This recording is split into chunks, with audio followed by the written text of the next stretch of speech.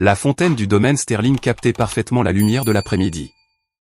L'eau formait des arches dans l'air en ruisseaux cristallins alors que le soleil de juin filtrait à travers les vieux chênes.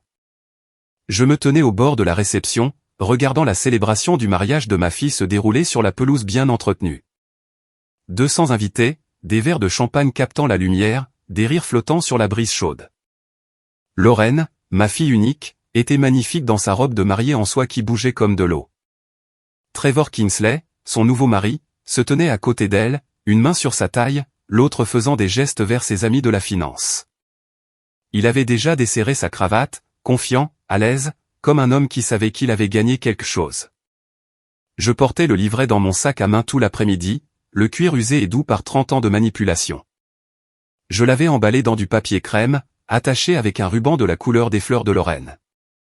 Simple, comme j'avais toujours gardé les choses. J'ai attendu que ma fille soit seule près de la fontaine, puis je me suis approché avec le paquet tendu. « Lorraine, chérie, je voulais te donner ça. » Elle s'est retournée et j'ai vu cette lueur d'inconfort traverser son visage. Elle a jeté un coup d'œil par-dessus mon épaule, vérifiant qui pourrait regarder. « Maman, salut. » Elle a pris le paquet avec précaution. « Tu n'avais pas à le faire. »« Je le voulais. C'est quelque chose que j'économise pour toi. » Avant qu'elle ne puisse répondre, Lillian Kingsley est apparue à son coude. La mère de mon nouveau gendre avait ce talent de se matérialiser exactement quand on ne voulait pas d'elle. Traînant du Chanel numéro 5 et du jugement à parts égales. Oh, comme c'est charmant. Lillian a dit, son sourire tranchant comme du verre taillé. Qu'est-ce qu'on a là? Lorraine a tâtonné avec le ruban. Le livret était dans ses mains, cuir sombre aux bords usés. First National Bank estampillé en orphané. Un livret d'épargne. Le rire de Lillian était léger, musical, cruel. Comme c'est positivement vintage. Je ne réalisais pas que cela existait encore. J'ai vu l'embarras fleurir en rose sur les pommettes de ma fille. Maman. La voix de Lorraine est tombée dans un murmure urgent. S'il te plaît, pas ici. Trevor a traversé la pelouse en 3 enjambées, arrachant le livret des mains de Lorraine comme si c'était une curiosité dans un vide-grenier. C'est quoi ça, bébé? Il l'a ouvert, scannant la première page, ses sourcils levés. Un livret? Sérieusement? Il m'a regardé avec ce sourire qui avait charmé ma fille pour ce mariage. Madame Collins, c'est gentil, mais nous sommes plutôt numériques de nos jours. Juste de la petite monnaie, n'est-ce pas, bébé? J'ai commencé à parler. Commencé à lui dire ce que ce livre contenait vraiment. 30 ans de sacrifice, chaque heure supplémentaire, chaque clôture de propriété. Mais ma fille a parlé la première. Juste de la petite monnaie, maman. Sa voix a porté à travers la fontaine, à travers la distance prudente qu'elle mettait entre nous depuis des années. Tu n'aurais pas dû. Elle a tenu le livret au-dessus de l'eau. Pendant une seconde, j'ai pensé qu'elle pourrait me le rendre. Au lieu de cela, elle a ouvert ses doigts. Le livre en cuir a dégringolé dans la fontaine avec un éclaboussement qui a semblé trop fort. Il a flotté un moment, les pages gonflant. Autour de nous, j'ai entendu les rires étouffés des invités du mariage qui s'étaient retournés pour regarder. Quelqu'un a fait une blague que je n'ai pas pu tout à fait entendre. Plus de rires. Je suis resté là dans ma belle robe de chez Macy's et j'ai regardé 30 ans de ma vie flotter dans de l'eau teintée de champagne. Lorraine s'était déjà détournée, le bras de Trevor autour de ses épaules, sa mère, Lillian, les dirigeant tous deux vers la prochaine séance photo. Aucun d'eux n'a regardé en arrière.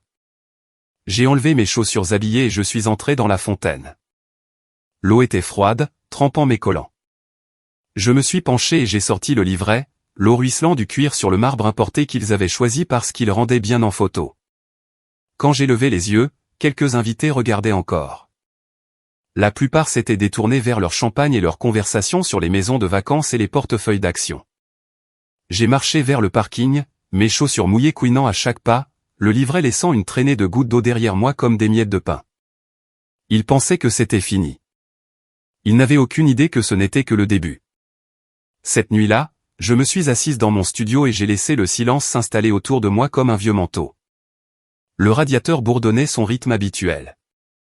Dehors, une alarme de voiture s'est déclenchée 3 pâtés de maison plus loin puis s'est arrêtée. Mes voisins du dessus étaient partis pour leur garde de nuit à l'hôpital. Juste moi, l'horloge de la cuisine qui tic-taquait, et le livret mouillé que j'avais posé sur un torchon près de l'évier. Je n'ai pas pleuré. J'avais appris il y a longtemps que les larmes étaient un luxe que les femmes qui travaillent ne pouvaient pas se permettre pendant leurs heures. L'habitude est restée. Au lieu de cela, j'ai marché vers le placard de la chambre et j'ai écarté les manteaux d'hiver que je portais depuis les années 90. Dans le coin du fond, sous une planche de plancher lâche, se trouvait le coffre-fort. Petit, ignifuge, acheté lors d'une vente de fermeture de quincaillerie en 1993. J'ai fait la combinaison, l'anniversaire de Lorraine avant qu'elle ne décide que j'étais une honte, et la porte s'est ouverte. À l'intérieur, tout ce dont je n'avais jamais parlé à ma fille. Acte de propriété. 47 d'entre eux classés par ordre alphabétique par nom de rue. Certificat d'action que j'avais acheté quand tout le monde disait que le marché était trop risqué pour une femme avec une serpillière et un seau. Relevé bancaire de compte dont elle ignorait l'existence.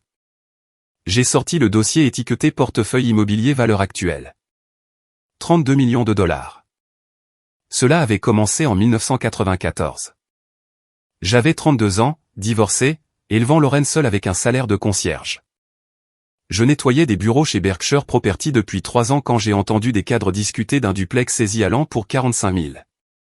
Tout le monde disait que c'était un mauvais investissement. Je l'ai acheté quand même avec chaque centime que j'avais économisé. Je l'ai retapé moi-même avec des livres de bibliothèque, plomberie, électricité, cloison sèche. Louer les 2 unités à des familles comme la mienne. Des mères célibataires travaillant 2 emplois. Le loyer couvrait mon hypothèque, puis payait pour la propriété suivante, puis la suivante. 2 cents à 5 cents dollars par mois pendant 30 ans. C'est comme ça qu'on construit un empire que personne ne voit. Je ne l'ai jamais dit à Lorraine parce que je voulais qu'elle comprenne que l'argent se gagnait, ne se donnait pas, que le travail avait de la dignité, qu'une mère qui nettoyait des toilettes pouvait quand même mériter le respect. Je pensais que si elle ne savait pas pour l'argent, elle m'aimerait pour qui j'étais. J'avais tort. La fille qui avait jeté ce livret dans la fontaine n'avait pas appris à valoriser le travail acharné. Elle avait appris à valoriser l'apparence. Ma fille avait grandi en ayant honte de ses origines. J'ai sorti un autre document du coffre, accord d'achat. Le domaine Sterling acquis en 2019 pour 4,2 millions via PC Holdings LLC. Mes initiales, mon argent, ma propriété. Le lieu où ma fille venait de se marier, où elle avait jeté mon cadeau devant 200 personnes, m'appartenait. Chaque pierre de marbre importée, chaque brin d'herbe bien entretenu, chaque fontaine qui avait trempé mon livret.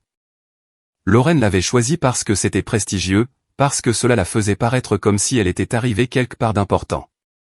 Elle n'avait aucune idée que sa mère possédait le sol sous ses talons de designer. J'ai placé l'acte du domaine Sterling sur la table. Le livret était posé à côté, encore humide. 8,7 millions de dollars dans ce compte. Argent d'urgence que j'avais mis de côté séparément des propriétés. Argent que j'avais prévu de lui donner quand elle serait prête, mais juste de la petite monnaie. Maman, a résonné dans mon esprit. Demain, j'irai à la banque, pas pour sauver l'argent, pour comprendre quoi en faire, pour décider de la suite. Je suis resté assise là jusqu'à minuit. Les documents étalés autour de moi comme des preuves lors d'un procès. Le radiateur s'est éteint. L'appartement est devenu froid. Je n'ai pas bougé. Le livret contenait 8,7 millions. Mais ce n'était pas le vrai secret. Le vrai secret était ce que j'avais acheté avec le reste il y a 30 ans.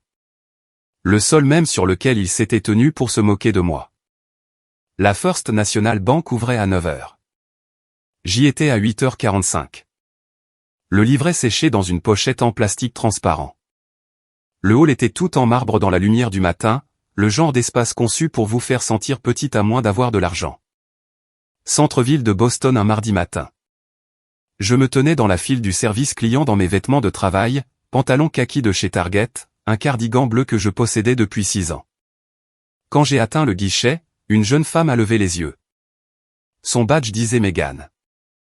Début de vingtaine, visage frais, probablement sorti de l'université depuis 3 mois. Bonjour. Comment puis-je vous aider? J'ai glissé la pochette en plastique sur le comptoir poli. J'ai besoin de vérifier le solde de ce compte. Megan l'a pris, penchant la tête vers le livret comme si c'était un artefact d'un musée. Ses doigts ont touché les taches de champagne sur le cuir. Un livret?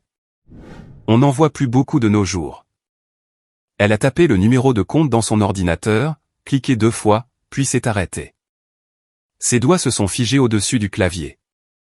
Elle s'est penchée plus près de l'écran. Le sourire professionnel a disparu. Madame, je dois aller chercher mon directeur. Veuillez attendre ici. En 30 secondes, un homme en costume gris est apparu d'une porte marquée banque privée, lunettes de lecture sur une chaîne, la cinquantaine. Gérald Stratton, directeur d'agence. Sa poignée de main était ferme. Il semble y avoir quelque chose d'inhabituel avec votre compte. Aucun problème, je vérifie juste le solde. Il a jeté un coup d'œil à l'écran de Megan. J'ai vu son visage changer. La courtoisie professionnelle s'est transformée en autre chose. Respect. Peut-être un peu de peur. Madame Collins, cela vous dérangerait-il de venir dans notre salle de consultation privée? Madame Dunford, notre directrice régionale, se trouve être ici aujourd'hui. 10 minutes plus tard, j'étais assise dans une pièce qui sentait le cuir et le vieil argent. Hélène Dunford, une femme dans la cinquantaine portant un costume qui coûtait plus que mon loyer mensuel, était assise en face de moi, manipulant le livret avec précaution. Madame Collins, ce compte a été ouvert en 1988. Vous avez fait des dépôts réguliers pendant 36 ans, mais jamais un retrait. Elle m'a regardé par-dessus ses lunettes de lecture. Le solde actuel, incluant les intérêts accumulés et les dividendes, est de 8 700 000 $. Je connaissais le chiffre, mais l'entendre prononcer à voix haute l'a rendu réel d'une manière différente. C'est exact. Qu'est-ce qui vous amène aujourd'hui? J'aimerais tout retirer. Chèque de banque, s'il vous plaît. À mon nom. Gérald Stratton a déplacé son poids près de la porte. Madame Collins, c'est très inhabituel. Êtes-vous certaine que tout va? Tout va bien, mais j'apprécierais la discrétion. Bien sûr. Madame Dunford a fermé le dossier. Nous pouvons avoir les chèques prêts dans les 2 heures. Y a-t-il autre chose que nous pouvons faire pour vous? J'avais pensé à cela toute la nuit, à ce que j'avais besoin de savoir ensuite. Oui, j'ai besoin des relevés de transactions complets des 3 dernières années. Chaque dépôt, chaque relevé. J'ai fait une pause. Et j'ai besoin du nom d'un détective privé fiable, quelqu'un de discret. Madame Dunford n'a pas scié. Dans son monde, les clients riches demandaient des choses plus étranges. Je connais quelqu'un. Elle a sorti une carte de visite de son bureau et a écrit un numéro au dos. Vincent Monroe, ancien du FBI. Il a géré des affaires sensibles pour plusieurs de nos clients. Dites-lui que je vous envoie. La carte était couleur crème, texte noir simple. Vincent Monroe, enquête privée. Merci. Revenez à midi pour vos chèques. Je serai là. J'ai quitté la salle de consultation et traversé à nouveau le hall en marbre. Les mêmes clients qui avaient fait la queue étaient toujours là à gérer des frais de découvert et des virements. Aucun d'eux n'a levé les yeux quand je suis passé. À midi, je suis revenu. Madame Dunford m'a rencontré personnellement, me remettant un portefeuille en cuir contenant 8 chèques de banque, chacun sous le seuil de déclaration, et une enveloppe scellée avec mes relevés de transactions. Si vous avez besoin d'autre chose, Madame Collins, n'hésitez pas à appeler. J'apprécie votre discrétion. Toujours. Je suis sorti de la First National Bank dans le soleil de l'après-midi. Le portefeuille semblait léger dans mes mains. 8,7 millions de $ réduits à du papier que je pouvais transporter dans mon sac à main. La carte de visite de Vincent Monroe était dans mon portefeuille. Au coucher du soleil, il suivrait mon gendre. D'ici la fin de la semaine, je connaîtrai chaque secret que Trevor Kingsley avait essayé d'enterrer. 5 jours après le retrait à la banque, j'étais assise en face de Vincent Monroe dans un coin tranquille du café Mitchell S. Vincent Monroe ne ressemblait pas à un détective privé. Il ressemblait au grand-père de quelqu'un. La soixantaine, cheveux argentés, lunettes de lecture soigneusement posées sur le nez. Il portait un cardigan sur une chemise boutonnée et sirotait un café noir qui avait probablement refroidi il y a 1 heure. Si vous le croisiez dans la rue, vous penseriez qu'il était à la retraite, peut-être bénévole à la bibliothèque. C'était exactement pour ça qu'il était bon dans son travail. Madame Collins. Il m'a serré la main avec une poigne ferme. Hélène Dunford dit grand bien de vous. Elle vous a recommandé et vous avez besoin d'informations sur votre gendre. Il a sorti un dossier manie de la sacoche en cuir à côté de lui. Je suis Trevor Kingsley depuis 4 jours. Vous n'allez pas aimer ce que j'ai trouvé. Le café bourdonnait avec la foule habituelle du mardi matin. Des étudiants sur des ordinateurs portables, des retraités lisant des journaux, une jeune mère avec une poussette. Personne ne prêtait attention à 2 personnes dans le box du coin. Vincent a ouvert le dossier. Trevor Kingsley, 31 ans, travaille chez Harris Investment Management en tant que gestionnaire de portefeuille client. Salaire 78 000 par an. Il a glissé une photographie sur la table. Trevor quittant son immeuble de bureau, téléphone pressé contre son oreille. C'est son revenu officiel.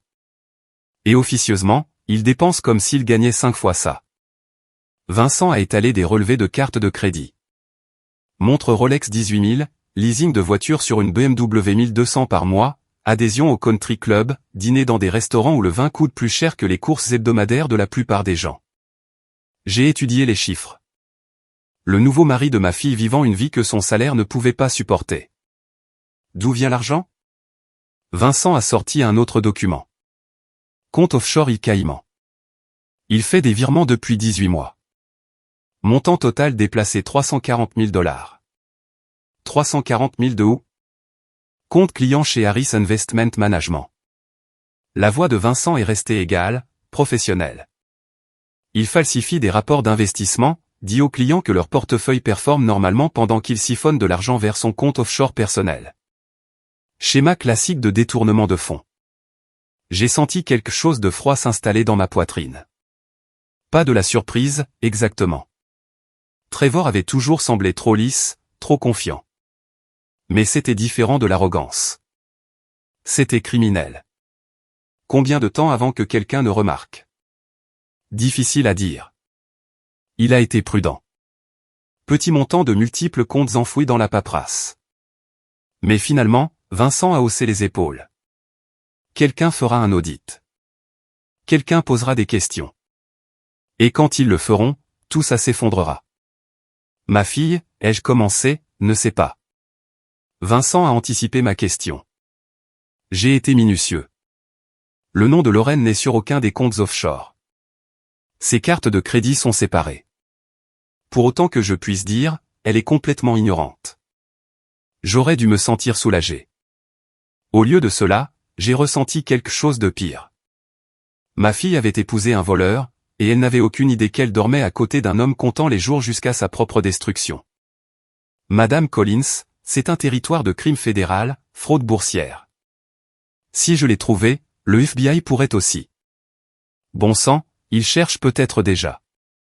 Vincent s'est penché en avant. Que voulez-vous faire de cette information? J'ai fixé les documents étalés sur la table. Le visage de Trevor sur les photos de surveillance, des chiffres qui représentaient des familles dont il avait volé les économies. La signature de ma fille sur un certificat de mariage à côté de la sienne. J'ai besoin de réfléchir. Prenez votre temps, mais pas trop. Ces choses ont une façon d'exploser quand on s'y attend le moins. J'ai rassemblé les documents dans le dossier et je l'ai tenu contre ma poitrine. J'avais 2 choix. Avertir Lorraine et la regarder le défendre. La regarder me traiter de folle, paranoïaque, jalouse qu'elle se soit mariée dans la famille Kingsley. La regarder choisir Trevor plutôt que la vérité. Ou attendre et le laisser lui montrer exactement qui il était quand la pression viendrait. Quand sa vie parfaite commencerait à craquer aux coutures, quand il n'aurait plus nulle part où se cacher. J'ai choisi la patience. Et j'ai choisi d'appeler quelqu'un d'autre, quelqu'un avec un badge. Le bureau local du FBI à New Haven ne listait pas de numéro de téléphone pour les tuyaux anonymes. Il fallait soumettre en ligne. Je me suis assise à l'ordinateur de la bibliothèque publique pendant 20 minutes à rédiger mon message. La bibliothèque était calme cet après-midi-là. Quelques adolescents faisant leurs devoirs aux tables du coin. Un homme âgé lisant le journal dans la section des périodiques. La bibliothécaire derrière le bureau enregistrant les livres rendus. Son scanner bipant en rythme régulier. J'avais choisi la bibliothèque pour une raison. Pas d'adresse IP remontant à mon appartement. pas d'empreinte numérique menant à ma porte. Juste un autre utilisateur anonyme sur un terminal public. Le portail du FBI était plus simple que je ne le pensais. Un formulaire avec des cases vides. Sujet du tuyau. Nature du crime suspecté. Détails et preuves. J'avais passé la marche du café Mitchell à la bibliothèque à scanner les documents de Vincent avec mon téléphone. Maintenant je les ouvrais sur l'ordinateur, tirant chaque image pour l'attacher à la soumission. Mes doigts ont plané au-dessus du clavier. Qu'est-ce que je faisais? Dénoncer le mari de ma fille aux forces de l'ordre fédéral, déclencher une enquête qui détruirait sa carrière, sa liberté, peut-être sa vie. Mais ensuite j'ai pensé aux chiffres dans le rapport de Vincent. 340 000 $, pas de l'argent propre de Trevor, de familles qui lui avaient confié leurs économies, comptes de retraite, fonds universitaires, argent qui représentait des années de travail, de sacrifices, de croire que le système financier les protégerait. Trevor n'avait pas seulement volé à des inconnus. Il avait volé à des gens comme moi, des travailleurs qui ne pouvaient pas se permettre de perdre un seul dollar. Ce n'était pas de la vengeance. C'était de la protection. J'ai commencé à taper sujet fraude boursière chez Harris Investment Management. J'ai des informations crédibles sur une activité illégale de Trevor Kingsley, gestionnaire de portefeuille client au cours des 18 derniers mois. Monsieur Kingsley a systématiquement détourné environ 340 000 $ de compte client vers un compte offshore personnel enregistré aux îles Caïmans. J'ai joint les documents, relevés bancaires montrant les virements, capture d'écran des rapports d'investissement falsifiés, photos de Trevor dépensant la Rolex, le leasing de la BMW, les reçus du Country Club, tout ce que Vincent m'avait donné. Tout ce dont le FBI aurait besoin pour commencer sa propre enquête. Les preuves jointes incluent des relevés de transactions complets, des numéros de compte offshore et la documentation des rapports clients falsifiés. Je soumets ces informations de manière anonyme, mais je peux fournir des détails supplémentaires si nécessaire. Mon curseur a plané sur le bouton soumettre. Une fois que j'aurais cliqué, il n'y aurait pas de retour en arrière. Le gouvernement fédéral aurait le nom de Trevor Kingsley dans sa base de données. Quelque part, un agent du FBI ouvrirait ce dossier et commencerait à poser des questions. Des semaines à partir de maintenant, peut-être des mois, les enquêtes fédérales avancent lentement, délibérément. Je savais ça des émissions policières que Lorraine regardait quand elle était plus jeune, à l'époque où nous passions encore les dimanches soirs sur le canapé ensemble. Mais finalement, il viendrait pour lui. J'ai cliqué sur soumettre. Un écran de confirmation est apparu. Votre tuyau a été reçu. Numéro de référence FCE 2024-8847. Si vous devez fournir des informations supplémentaires, utilisez ce numéro pour référencer votre soumission. J'ai écrit le numéro sur un bout de papier et l'ai plié dans mon portefeuille. L'écran de l'ordinateur s'est assombri sur sa page d'accueil. J'ai effacé l'historique du navigateur, supprimé les cookies, fermé toutes les fenêtres, effacé toute trace de ce que je venais de faire. Mon téléphone a vibré dans mon sac à main. Je l'ai sorti. Un SMS de Lorraine. Maman, on peut parler? Trevor et moi devons discuter de quelque chose avec toi. Mon doigt a plané sur le bouton répondre. Je pourrais l'appeler maintenant. Lui dire ce que j'avais trouvé. La prévenir que son mari était un criminel, que des agents fédéraux frapperaient à leur porte. Mais elle ne me croirait pas. Elle le défendrait. Elle penserait que j'étais jalouse, amère, essayant de ruiner son mariage parce que je ne supportais pas de la voir heureuse. J'ai éteint le téléphone. Pas encore. Pas avant qu'elle ne soit prête à entendre la vérité. J'ai fermé le navigateur, effacé l'historique et suis sorti dans le soleil de l'après-midi. Ce même soir, je possédais le domaine Sterling depuis 5 ans. Lorraine n'avait jamais demandé comment je pouvais me permettre d'assister à son mariage là-bas. Je me suis assise à ma table de cuisine avec mon ordinateur portable ouvert, l'écran luisant en bleu dans l'appartement sombre. Dehors, la ville bourdonnait son rythme habituel du soir. Klaxons de voiture, sirènes lointaines. Mes voisins du dessus se disputant pour savoir à qui c'était le tour de faire la vaisselle. J'ai sorti le tableur que je tenais sur mes propriétés. 47 adresses listées par ordre alphabétique. Prix d'achat, évaluations actuelles, revenus locatifs, coûts d'entretien. Les maths que je faisais dans ma tête depuis 30 ans maintenant organisées en colonnes soignées. J'ai fait défiler jusqu'au Sterling Estate LLC, acquis mars 2019.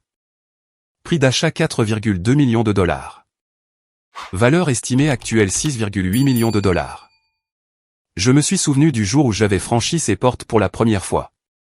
C'était au début du printemps, vent de mars, encore assez froid pour traverser ma veste. Le domaine était sur le marché depuis 8 mois, un lieu de mariage qui ne pouvait pas faire de profit.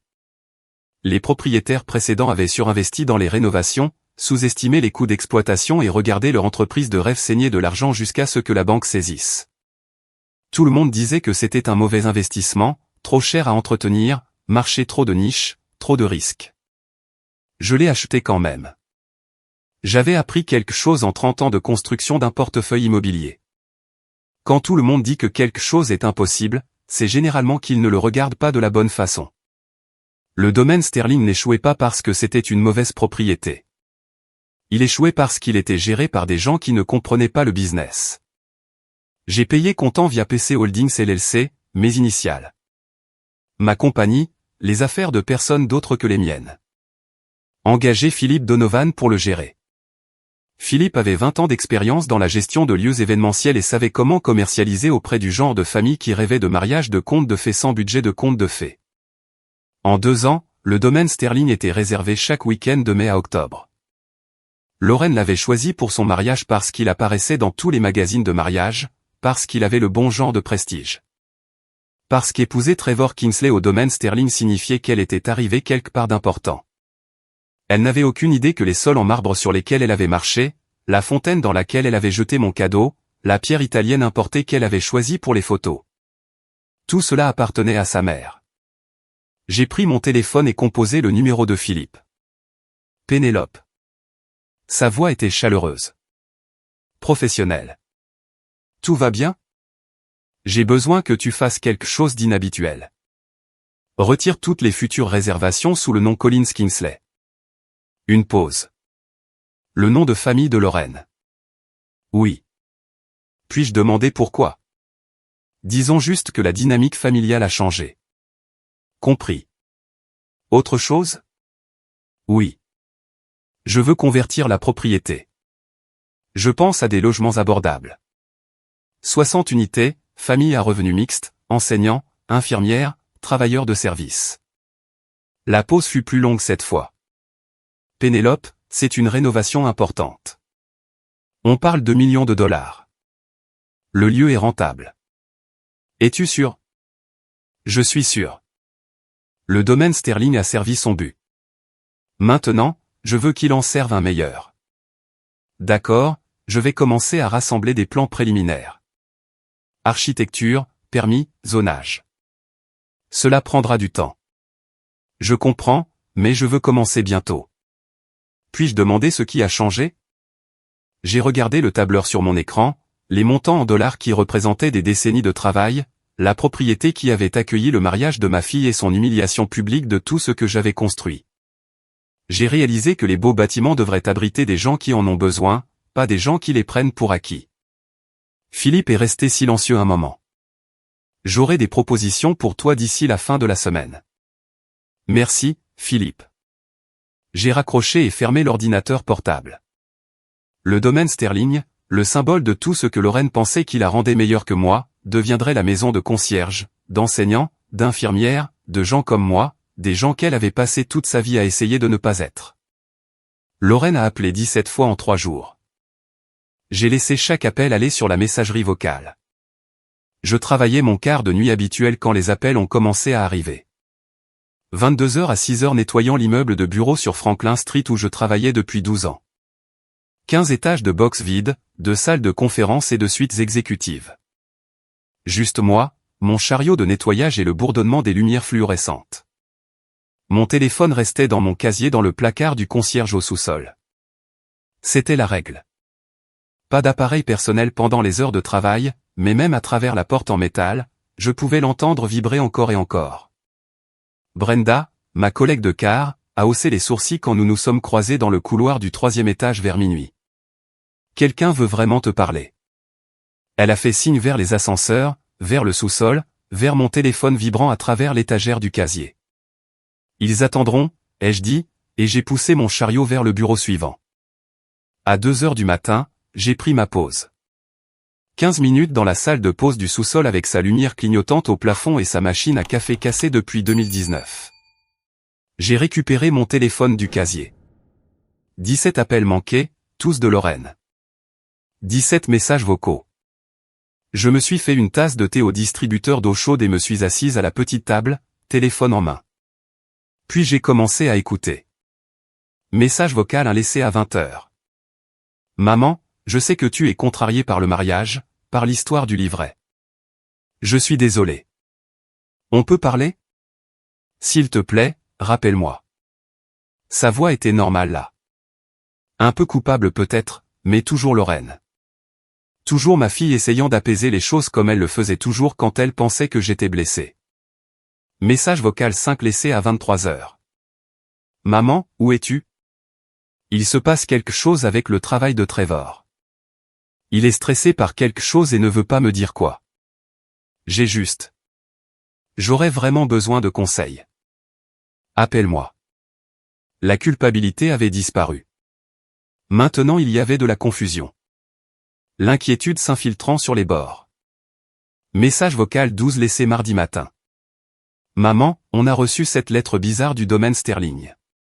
Quelque chose sur les futures réservations d'événements et des changements de politique. Est-ce que tu sais quelque chose à ce sujet? Trevor est furieux. Il dit que quelqu'un essaie de nous saboter. Maman, s'il te plaît. Qu'est-ce qui se passe? La panique commençait à se montrer. Voix plus haute, plus rapide. Message vocal 17 laissé il y a juste 1h à 1h du matin. Maman, s'il te plaît. J'ai besoin de toi. Sa voix s'est brisée sur le dernier mot. Pas de colère maintenant. Pas de confusion. De la peur. De la vraie peur, le genre que j'entendais quand elle était petite et faisait des cauchemars, quand elle m'appelait dans le noir. J'ai tenu le téléphone contre mon oreille et fermé les yeux. L'enquête du FBI avait commencé. Je savais que cela prendrait des semaines, peut-être des mois, avant qu'il ne bouge. Mais même le début d'une enquête fédérale laissait des traces, des questions posées, des appels téléphoniques surveillés, des comptes bancaires signalés. Trevor le sentirait avant de comprendre ce que c'était, cette pression, ce sentiment que les murs se refermaient. Et Lorraine, prise au milieu, commençait à le sentir aussi. Je pourrais la rappeler maintenant, lui dire de vérifier les comptes offshore de Trevor, lui dire de prendre un avocat, la prévenir que son mari était un criminel et que sa vie parfaite était sur le point d'exploser. Mais elle ne me croirait pas. Elle le défendrait. Elle penserait que j'étais jalouse, amère, essayant de ruiner son mariage parce que je ne pouvais pas accepter qu'elle ait choisi la famille Kingsley plutôt que moi. J'ai failli la rappeler. Failli. Puis je me suis souvenu de la fontaine, des rires, juste de la petite monnaie, maman. J'ai remis le téléphone dans mon casier et suis retourné passer la serpillière. Elle appellerait à nouveau. Ils le faisaient toujours quand ils avaient besoin de quelque chose. 2 jours après avoir écouté le 17e message vocal de Lorraine, j'ai pris une décision. J'étais assise à ma table de cuisine avec une tasse de thé qui avait refroidi, mon téléphone à la main, et le bout de papier de mon portefeuille étalé devant moi. Numéro de référence FCE 2024-8847, le numéro qui me connectait au tuyau anonyme que j'avais soumis depuis la bibliothèque. J'ai composé le numéro du bureau local du FBI. Ça a sonné une fois, une femme a répondu. FBI crime financier. Comment puis-je vous aider? Sa voix était professionnelle, efficace. Pas froide, mais pas chaude non plus. La voix de quelqu'un qui traitait avec des criminels et des témoins toute la journée et avait appris à garder l'émotion en dehors de ça. Je m'appelle Penelope Collins. J'ai soumis un tuyau anonyme sur une fraude boursière. Numéro de référence FCE 2024-8847. J'ai des informations supplémentaires. Une pause. J'ai entendu un cliquetis de clavier. Madame Collins, nous essayons de vous localiser. Le ton a changé légèrement.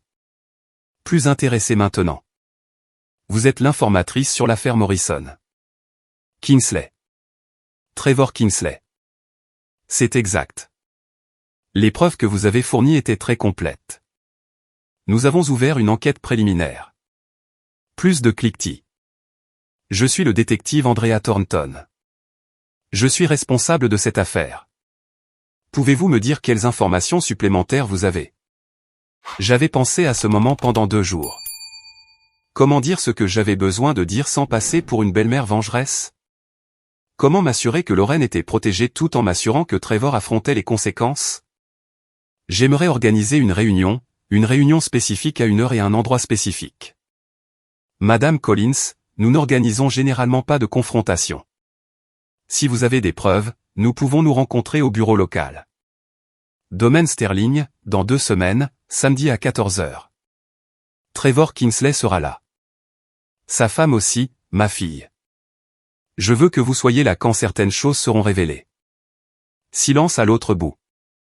Je pouvais presque entendre le détective Thornton peser l'irrégularité de ma demande contre ce qu'elle avait vu dans les preuves que j'avais soumises.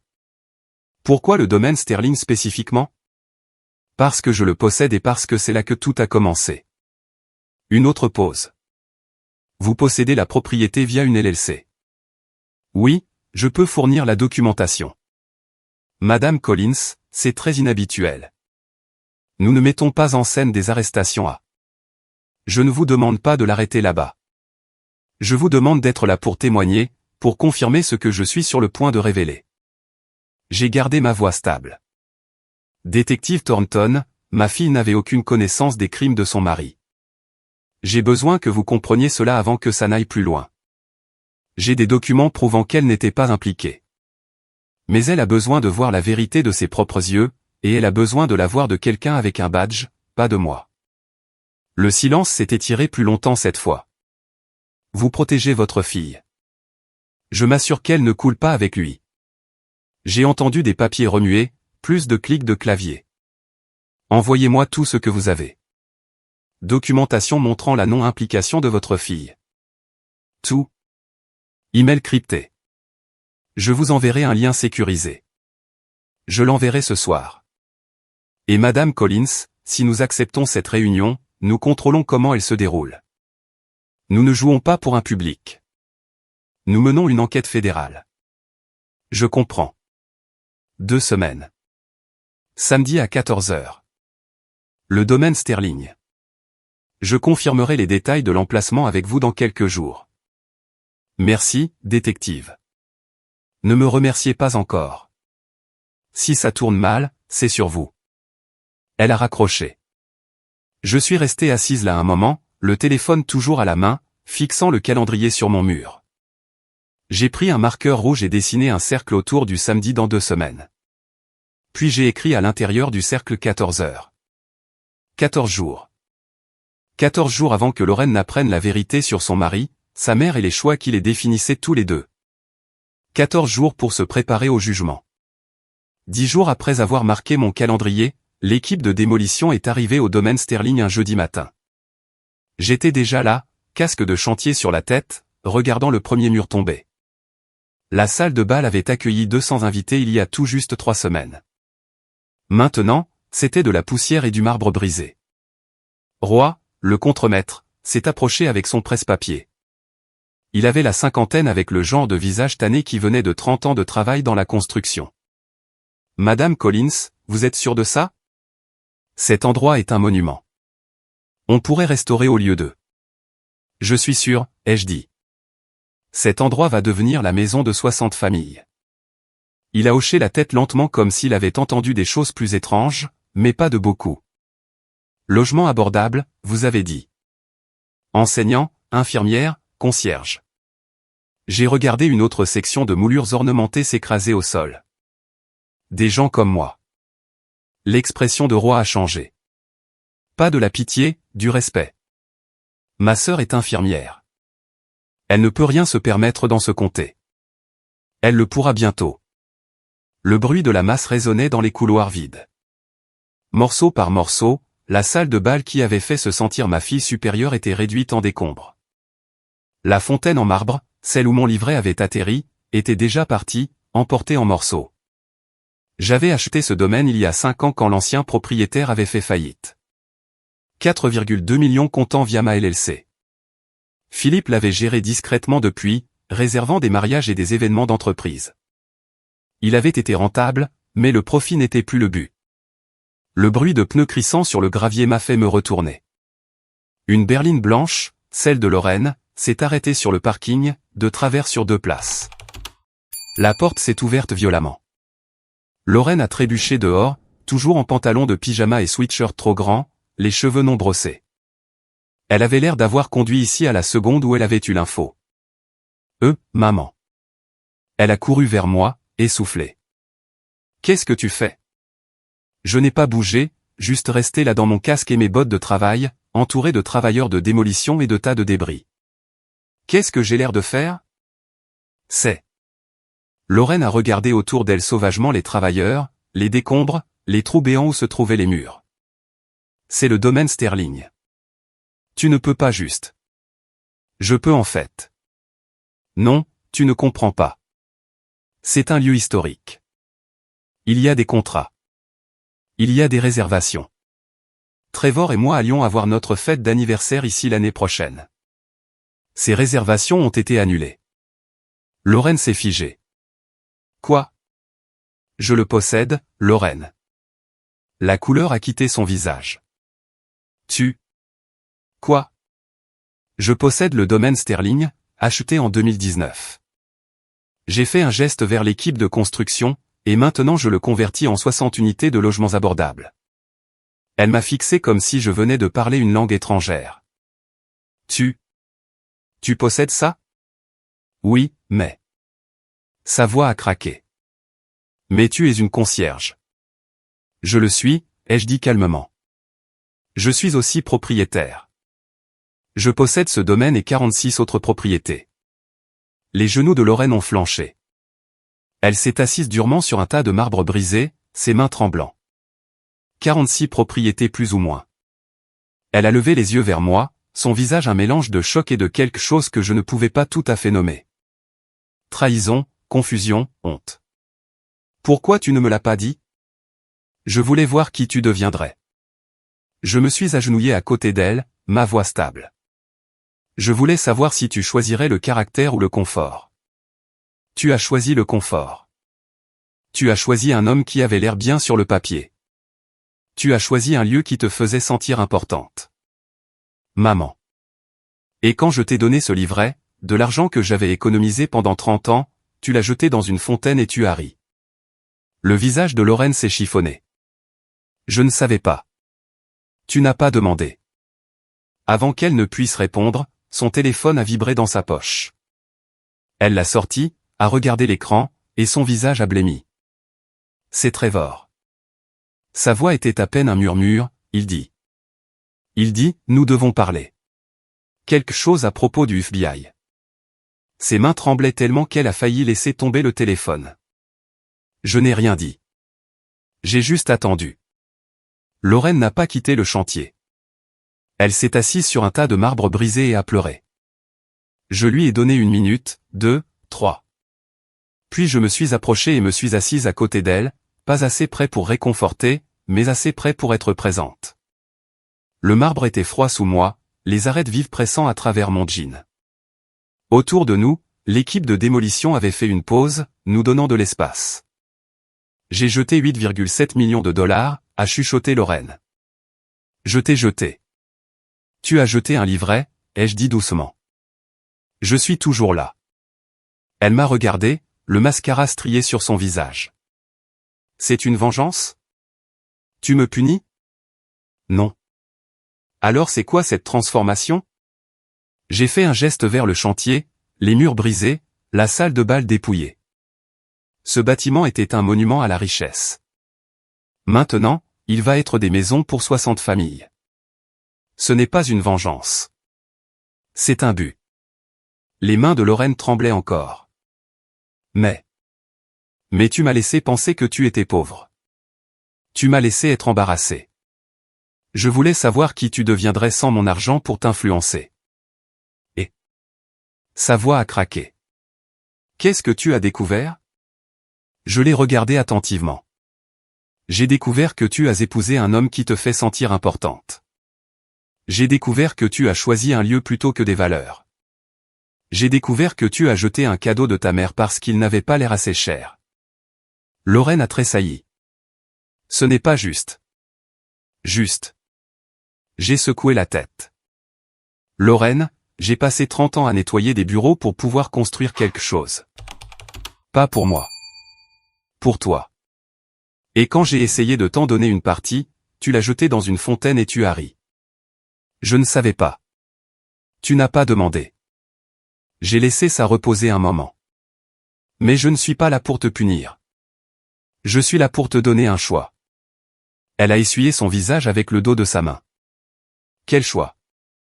Le choix de voir clair. Le choix de comprendre ce qui compte vraiment. Le téléphone de Lorraine a vibré à nouveau. Trevor? Elle l'a ignoré. Quoi à propos de Trevor? A-t-elle demandé, sa voix à peine audible. Quoi à propos du FBI? C'est une conversation que tu dois avoir avec ton mari. Dis-moi juste ce qui se passe. Tu ne me croirais pas si je le faisais. Maman, s'il te plaît. Reviens ici dans 10 jours. J'ai dit samedi 14h.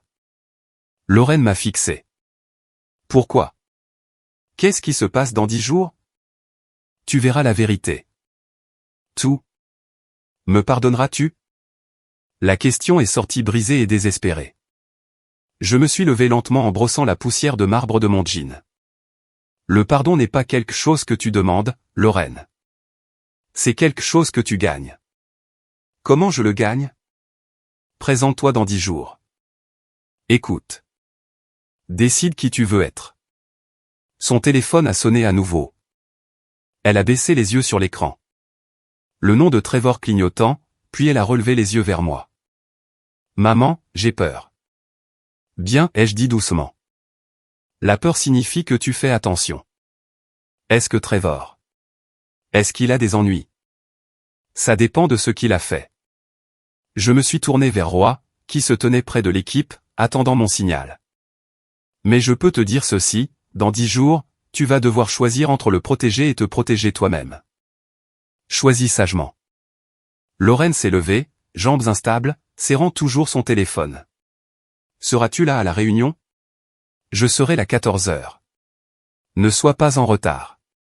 Elle a hoché la tête, les larmes coulant toujours sur son visage, et a commencé à marcher vers sa voiture. À mi-chemin du parking, elle s'est arrêtée et s'est retournée. Je suis désolée, a-t-elle crié. Je suis tellement désolée, maman. Je n'ai pas répondu. Pas encore. Les mots étaient faciles. Les actions me diraient tout ce que j'avais besoin de savoir. Je l'ai regardé monter dans sa voiture et partir, le téléphone sonnant toujours dans sa main. Puis je me suis tourné vers Roy. Continuons, ai-je dit. Nous avons 60 familles qui comptent sur nous. Derrière moi, j'ai entendu les pneus de la voiture de Lorraine crisser alors qu'elle sortait du parking. Son téléphone continuerait de sonner. Trevor continuerait d'appeler.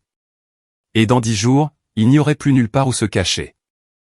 4 jours après avoir parlé avec Lorraine sur le chantier, le détective Andrea Thornton m'a appelé. Madame Collins, nous avons assez de preuves pour procéder à une arrestation. J'étais assise dans mon appartement, le soleil de fin d'après-midi traversant la fenêtre. Sur la table devant moi se trouvait un calendrier. Samedi, entouré à l'encre rouge. Attendez 4 jours de plus, ai-je dit. Samedi, 14h. Il y a eu une pause à l'autre bout. Madame Collins, nous avons un dossier solide. Virement, rapport falsifié, témoignage de clients de Harris Investment qui posent des questions. Si Kingsley a vent de ça. Il en a déjà vent. C'est le but. Je ne suis pas détective, ma fille a épousé cet homme en pensant qu'il était quelqu'un qu'il n'est pas. Si vous l'arrêtez maintenant, elle ne verra jamais la vérité. Elle pensera qu'il est innocent, qu'il est persécuté. Elle le défendra. Une autre pause. Et si nous attendons, elle sera là. Elle le verra pour exactement qui il est. Pas de filtre, pas d'excuses. Le détective Thornton a soupiré. Vous me demandez de chorégraphier une confrontation. Je vous demande de laisser la vérité faire le travail. J'ai regardé le calendrier à nouveau. 4 jours, détective. Ensuite vous pourrez faire ce que vous avez à faire. Samedi à 14h, a-t-elle dit finalement. Après ça, on bouge. Compris. J'ai raccroché et attrapé ma veste. 20 minutes plus tard, je me tenais devant l'immeuble de bureau sur Franklin Street, le même immeuble où j'avais travaillé de nuit pendant 15 ans, passant la serpillière et vidant les poubelles. Je connaissais ce bâtiment comme je connaissais mes propres mains. Je savais quelle entrée les fumeurs utilisaient. Je savais où les caméras de sécurité étaient positionnées. Je savais exactement où quelqu'un pouvait se tenir et observer le hall sans être remarqué. Le bureau de Trevor était au 7e étage. Harris Investment Management. J'avais nettoyé son bureau 100 fois avant même qu'il ne sache que Lauren existait. J'ai attendu. À 17h15, Trevor a émergé par la sortie latérale. Il avait l'air terrible. Chemise froissée, cravate desserrée, cheveux non peignés. Son téléphone était pressé contre son oreille, et même de l'autre côté de la rue, je pouvais voir la tension dans ses épaules. Il n'était pas l'homme poli et confiant qui s'était tenu à côté de ma fille à l'hôtel il y a 3 semaines. Il s'effilochait. J'ai suivi à distance, restant un demi-pâté de maison derrière. Il a marché 3 pâtés de maison jusqu'à un café, Mitchell's, le même endroit où j'avais rencontré Vincent Monroe. Trevor est entré, a scanné la salle et s'est assis à une table dans un coin. 5 minutes plus tard, un homme dans la soixantaine est entré. Grand, cheveux gris, costume cher, Edmund Kingsley, senior, le père de Trevor. Je me suis positionné près de la fenêtre, assez loin pour qu'il ne me remarque pas, assez près pour regarder. La conversation n'était pas plaisante. Edmund s'est penché en avant, faisant des gestes brusques. Trevor a secoué la tête, défensif. Le visage d'Edmund a rougi. Les mains de Trevor se sont crispées sur la table. Je ne pouvais pas entendre les mots, mais je n'en avais pas besoin. Le langage corporel disait tout. Le père était en colère. Le fils avait peur. Les murs se refermaient. Après 10 minutes, Edmund s'est levé brusquement, a jeté de l'argent sur la table et est sorti sans regarder en arrière. Trevor est resté assis là seul, fixant son téléphone face contre table. Je l'ai observé encore 5 minutes.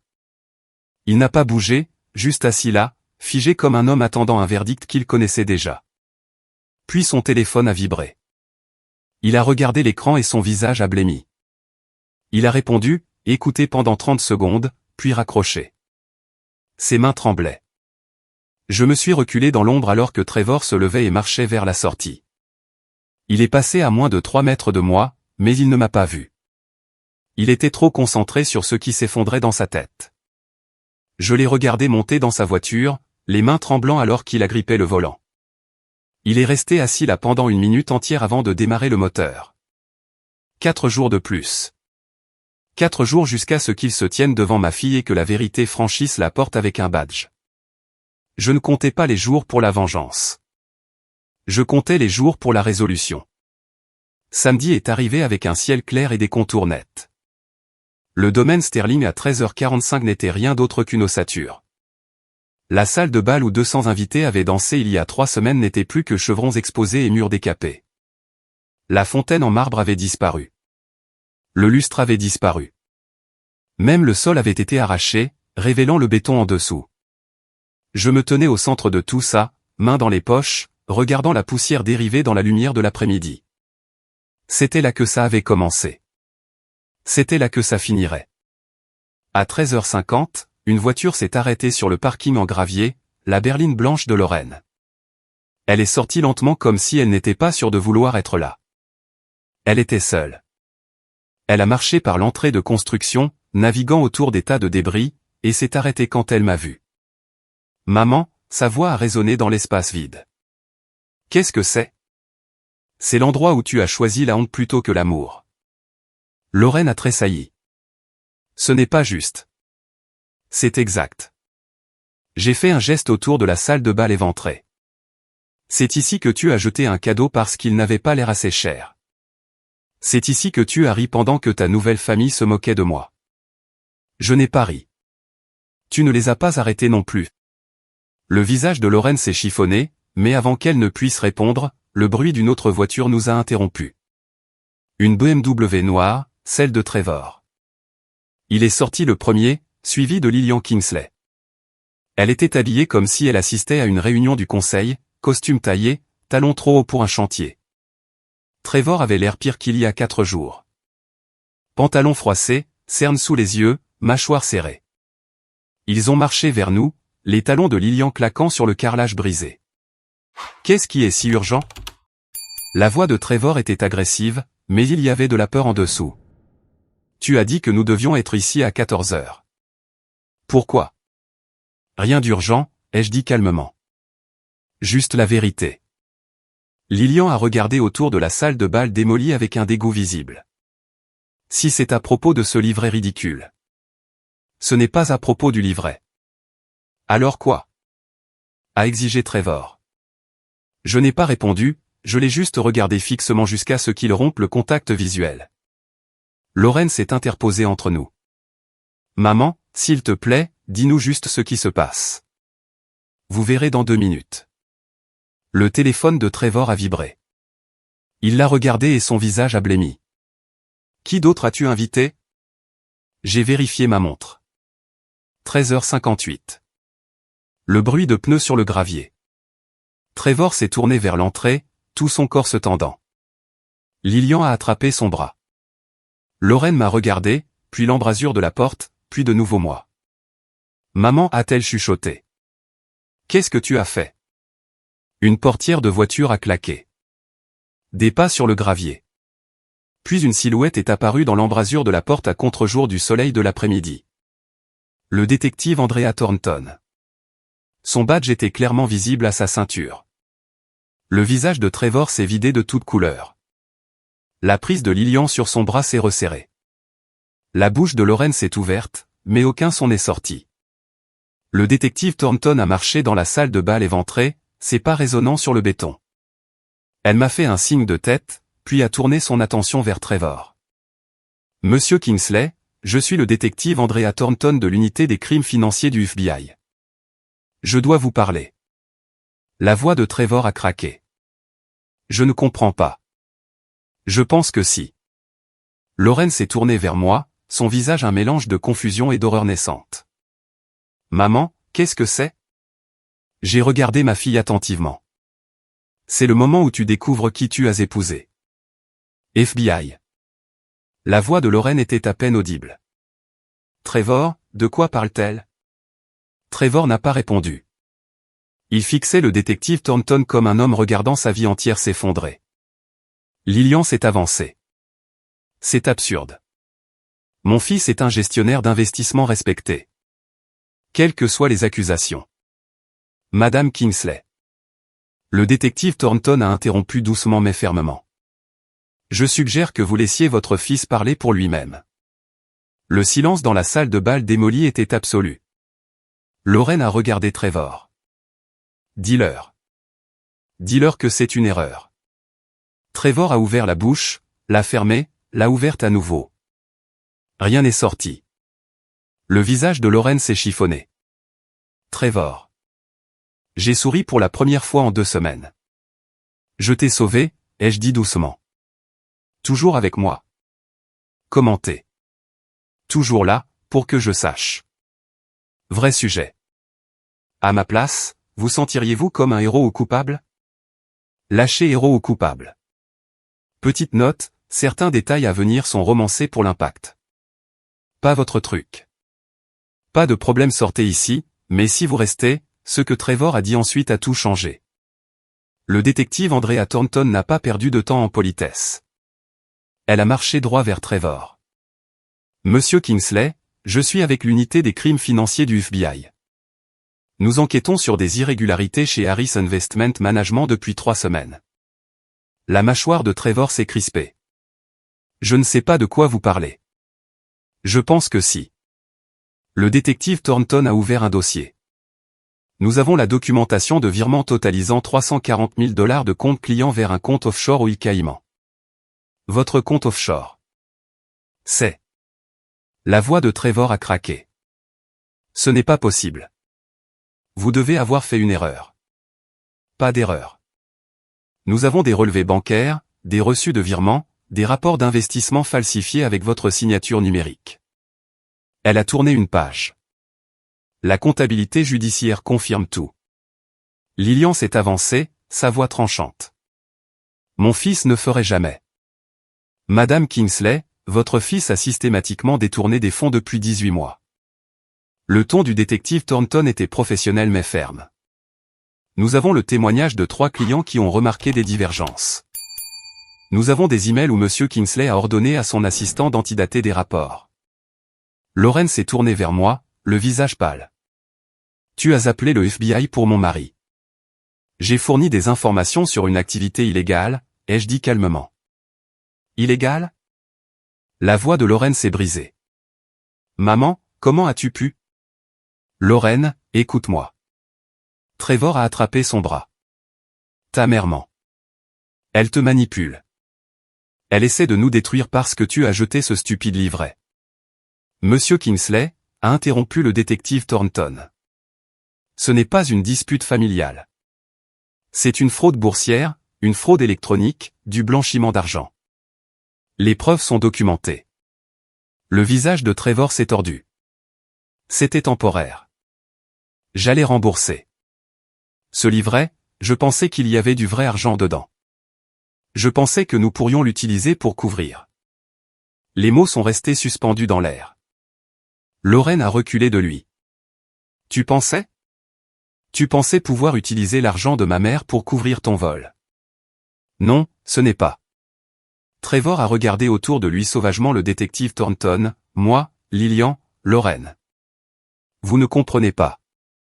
La firme nous poussait pour des chiffres. Je devais montrer des retours. Je devais.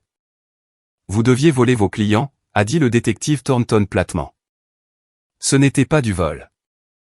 C'était un emprunt. J'allais. La voix de Trevor s'est élevée désespérée. Savez-vous ce que c'est que d'avoir une femme qui s'attend à un certain style de vie? D'avoir des beaux-parents qui vous méprisent, d'avoir une belle-mère qui n'est rien d'autre qu'une concierge agir comme si elle valait mieux que vous. Le mot a résonné dans la salle de bal démolie. Concierge. Le visage de Lauren est devenu blanc. Lillian a halté. Trevor, quoi? Il s'est tourné vers sa mère. C'est vrai. Regarde-la. Elle nettoie des toilettes pour vivre. Elle vit dans un studio et elle a le culot. Le culot de me juger. Le silence était absolu. Je n'ai pas bougé. Pas tressailli. Juste resté là à regarder Trevor Kingsley révéler exactement qui il était. Le détective Thornton a fermé son dossier. Monsieur Kingsley, je vous mets en état d'arrestation pour fraude boursière, fraude électronique et blanchiment d'argent. Vous avez le droit de garder le silence. Non. Trevor a reculé vers la sortie. C'est fou. Lauren, dis-leur. Dis-leur que ta mère est folle. Dis-leur. Tout ce que vous direz pourra et sera utilisé contre vous devant un tribunal. Lauren. La voix de Trevor a craqué complètement. S'il te plaît. Lauren n'a pas bougé. Elle est juste restée là à regarder l'homme qu'elle avait épousé il y a 3 semaines, le voyant clairement pour la première fois. Le détective Thornton a sorti des menottes. Vous avez le droit à un avocat. C'est à cause de ce livret. Trevor criait maintenant. Parce que nous avons ri de ton petit cadeau pathétique. Tu détruis ma vie pour. Le clic des menottes. La couper. Lillian pleurait. Lauren était figée.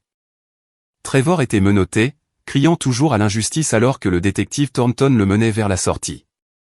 Je les ai regardés partir. Après que la voiture du détective a disparu dans l'allée de gravier, le domaine est tombé dans le silence, sauf le vent à travers les chevrons exposés. Les menottes s'étaient refermées. L'appareil photo a flashé alors qu'il était emmené. Lauren n'a pas pleuré. Elle m'a juste regardé avec une expression que je n'avais jamais vue auparavant. Pas de la honte, de la compréhension. Après que la voiture du détective a disparu dans l'allée de gravier, le domaine est tombé dans le silence sauf le vent à travers les chevrons exposés. Lillian s'était enfuie.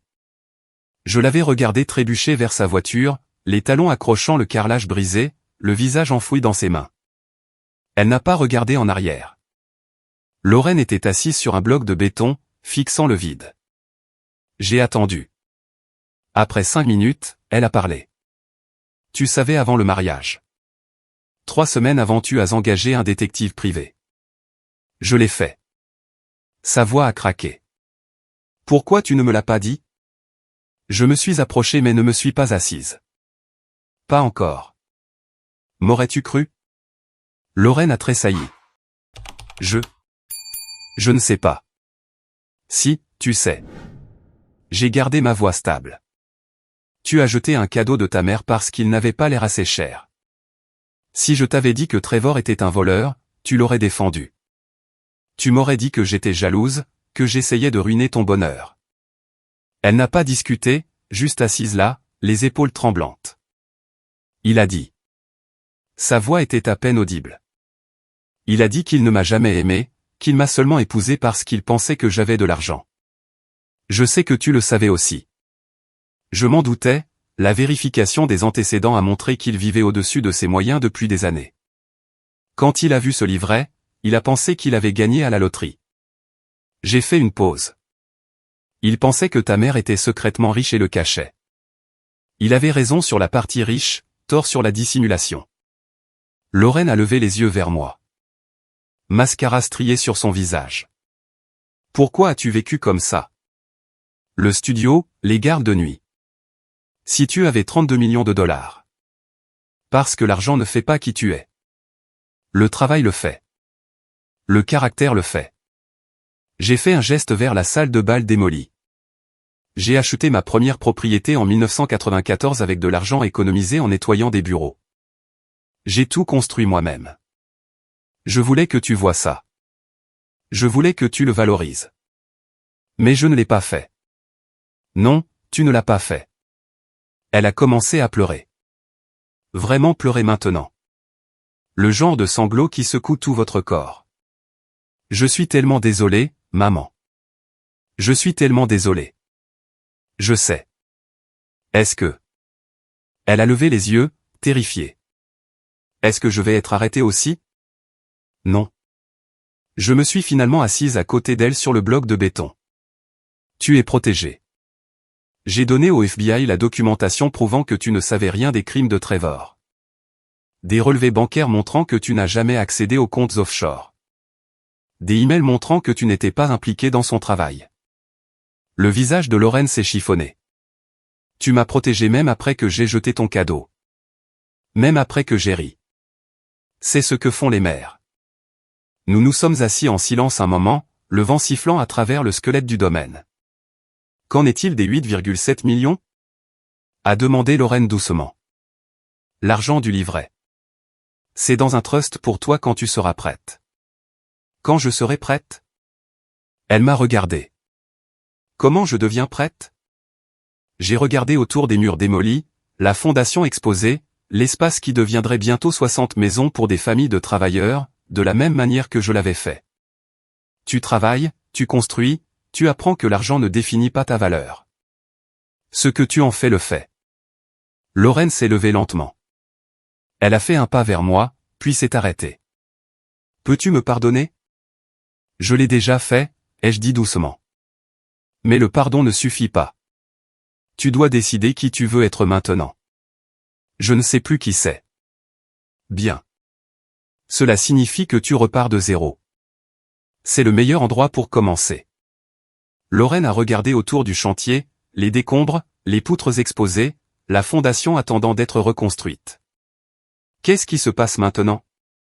Je me suis levé et j'ai brossé la poussière de béton de mon jean. Maintenant tu rentres chez toi, tu réfléchis. Et si tu veux apprendre à construire quelque chose qui compte, tu reviens la semaine prochaine. Il y a du travail à faire. Elle a hoché la tête, les larmes coulant toujours. Je serai là. On verra. La grande ouverture des logements abordables de Sterling Heights était prévue pour un samedi d'octobre. 6 mois s'étaient écoulés depuis l'arrestation de Trevor. 6 mois depuis que Lorraine s'était assise sur du béton brisé et avait demandé comment devenir prête. Maintenant je me tenais au bord de la foule regardant le maire couper un ruban rouge devant 60 unités nouvellement construites. La salle de bal qui avait accueilli le mariage de Lorraine avait disparu. À sa place, 6 bâtiments de 3 étages chacun avec 10 appartements, enseignants, infirmières, concierges, des gens comme moi. Je ne me tenais pas au podium. Je n'ai pas fait de discours. J'avais construit ça. C'était suffisant. Lorraine se tenait à côté de moi en vêtements de travail, Jean, bottes à embout d'acier, une veste de gestion immobilière Sterling Heights. Son presse-papier était couvert de notes. Elle avait passé la matinée à coordonner les emménagements, vérifier la disponibilité des unités, répondre aux questions des familles nerveuses. Elle avait l'air fatiguée. Elle avait l'air différente. Elle ressemblait à quelqu'un qui avait gagné quelque chose. Le maire a fini son discours, quelque chose sur l'investissement communautaire et la crise du logement abordable. Et la foule a applaudi. Les familles ont commencé à se diriger vers leurs unités assignées, clés en main. Une femme dans la quarantaine s'est approchée de nous, Sandra Torres, une enseignante de 2e année. Elle était sur liste d'attente depuis 3 ans. Madame Collins. Elle m'a regardé avec hésitation. Je voulais juste dire merci. Ma fille et moi, on vivait dans ma voiture depuis 6 mois. Sa voix s'est brisée. C'est tout. Je lui ai serré la main. Vous avez gagné cette place. Votre dossier montrait 5 ans d'enseignement. Dossier d'emploi parfait. Vous n'aviez pas besoin de charité. Vous aviez besoin d'une chance équitable. Sandra a essuyé ses yeux. Pourquoi avez-vous fait ça, construit tout ça? Parce que tout le monde mérite un foyer quel que soit son travail. Elle a hoché la tête et a marché vers le bâtiment où sa fille attendait près de leur porte d'entrée. J'ai senti Lorraine bouger à côté de moi. Quand j'ai regardé, ses yeux étaient humides. Ça va, ai-je demandé. Ouais, elle a essuyé son visage rapidement. Juste. Je te regarde faire ce que tu fais depuis 30 ans, et je ne l'avais jamais vu. Tu le vois maintenant. Une famille de 4 personnes est passée, le père en uniforme de maintenance, la mère en blouse médicale.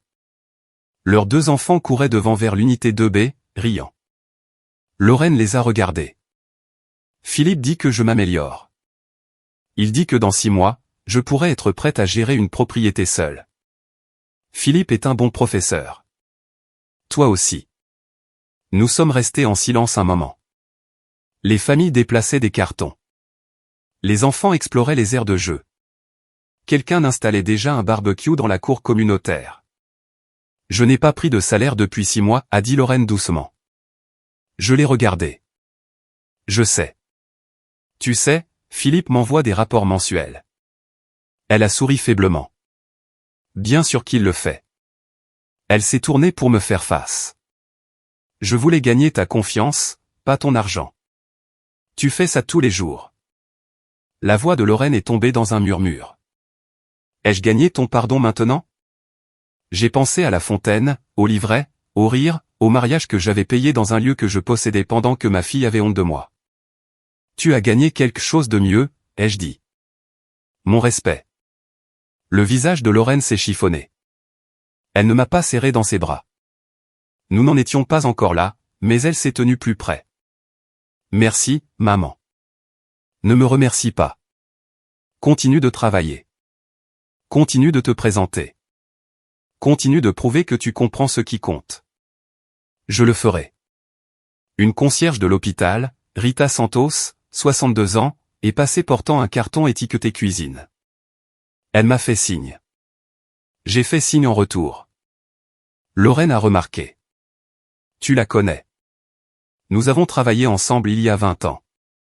Elle est sur liste d'attente pour un logement abordable depuis 2019. Et maintenant elle a un foyer. Maintenant elle a un foyer. Alors que le soleil se couchait sur Sterling Heights, les familles portaient des cartons dans leur nouvelle maison. Lorraine et moi nous tenions côte à côte, pas comme des étrangères, pas tout à fait comme mère et fille encore, mais comme partenaires, construisant quelque chose qui nous survivrait toutes les deux. Cette nuit-là, je suis retourné dans mon studio, le même espace à $800 par mois où j'avais vécu pendant 30 ans. Je pouvais me permettre un manoir. Je pouvais me permettre 10 manoirs. Mais j'ai choisi cet endroit. J'ai déverrouillé le coffre-fort derrière la planche de plancher lâche. À l'intérieur, des actes de propriété pour 47 adresses, des portefeuilles d'investissement valant 32 millions de dollars, et un dossier manille étiqueté documentation du Trust Fund de Lorraine. 8,7 millions de dollars, toujours intact, attendant toujours le jour où elle serait vraiment prête. Mais ce soir n'était pas à propos de l'argent. C'était à propos de ce que l'argent représentait. 30 ans à passer la serpillière. 30 ans de garde de nuit et de bureau vide. 30 ans de gens passant devant moi comme si j'étais invisible. Et maintenant 60 familles avaient des foyers grâce à ces 30 ans. Sur le mur au-dessus de ma petite table de cuisine, j'avais encadré quelque chose. Pas un diplôme, pas un certificat. Le livret. Celui que Lorraine avait jeté dans la fontaine. Séché, taché de champagne, préservé derrière une vitre. Juste de la petite monnaie, maman. Ces mots avaient tout déclenché. Mais Lorraine n'avait pas jeté de l'argent. Elle avait jeté une leçon. La leçon était simple. La valeur n'est pas déterminée par les étiquettes de prix. Elle est déterminée par le but. Mon téléphone a sonné. Le nom de Lorraine a illuminé l'écran. Pendant 6 mois, j'avais laissé la plupart de ses appels aller sur la messagerie. Pas par colère, par nécessité. Elle devait prouver son engagement par le travail, pas par les mots. Mais ce soir, j'ai répondu à la première sonnerie. Maman, sa voix était douce. Je suis là. Je voulais juste dire merci de ne pas avoir abandonné à mon sujet. Je n'aurais jamais pu. Il y a eu une pause. Pas gênante, juste paisible. Je te verrai lundi matin, a dit Lorraine. Philippe veut que je révise les demandes de locataires pour la prochaine propriété. Je serai là. Bonne nuit, maman. Bonne nuit, Lorraine. J'ai raccroché et regardé autour de mon studio. Une pièce, un lit, une kitchenette, une seule fenêtre donnant sur un parking. Je pourrais déménager demain. Je pourrais vivre n'importe où. Mais cet endroit me rappelait quelque chose d'important. La richesse n'est pas ce que vous possédez, c'est ce que vous construisez. Pendant 30 ans, les gens ont supposé que j'étais pauvre parce que je nettoyais des bureaux. Ils ont supposé que j'étais sans éducation parce que je portais un uniforme de concierge. Ils ont supposé que j'étais insignifiante parce que mon travail était invisible. Ma fille m'a traité de concierge comme si c'était une insulte. Elle ne comprenait pas que je ne faisais pas que passer la serpillière. Je construisais des fondations. Chaque dollar que j'ai économisé a acheté une autre propriété. Chaque propriété a créé un autre foyer. Chaque foyer a donné à une famille de la stabilité. Et la stabilité a donné aux gens, enseignants, infirmières, concierges comme moi, la chance de construire leur propre avenir. Le livret n'était pas le vrai cadeau. Le vrai cadeau était la leçon. Votre valeur ne réside pas dans votre chèque de paie. Elle réside dans votre but. Demain, je retournerai travailler. Pas parce que je le dois, parce que je le veux. Parce qu'il y a de la dignité dans chaque travail bien fait. Parce que quelqu'un doit enseigner à la prochaine génération que le travail n'est pas une question de statut. C'est une question de service. Et parce que ma fille comprend enfin que ce n'était pas de la petite monnaie, c'était un héritage. Et à vous qui écoutez cette histoire, souvenez-vous de ceci. Dieu nous a donné le travail non comme une punition, mais comme son but. Quand je passais la serpillière sur ces sols à 2 heures du matin, épuisé et invisible, je ne réalisais pas que Dieu construisait quelque chose à travers moi. Il m'enseignait que chaque travail honnête, peu importe à quel point il semble petit aux autres, a de la dignité à ses yeux. Dieu nous teste non pour nous briser, mais pour révéler qui nous sommes vraiment. Quand ma fille a jeté ce livret dans la fontaine, Dieu me montrait ce que son cœur valorisait. Et quand elle est revenue 6 mois plus tard prête à travailler sans salaire, il me montrait sa transformation.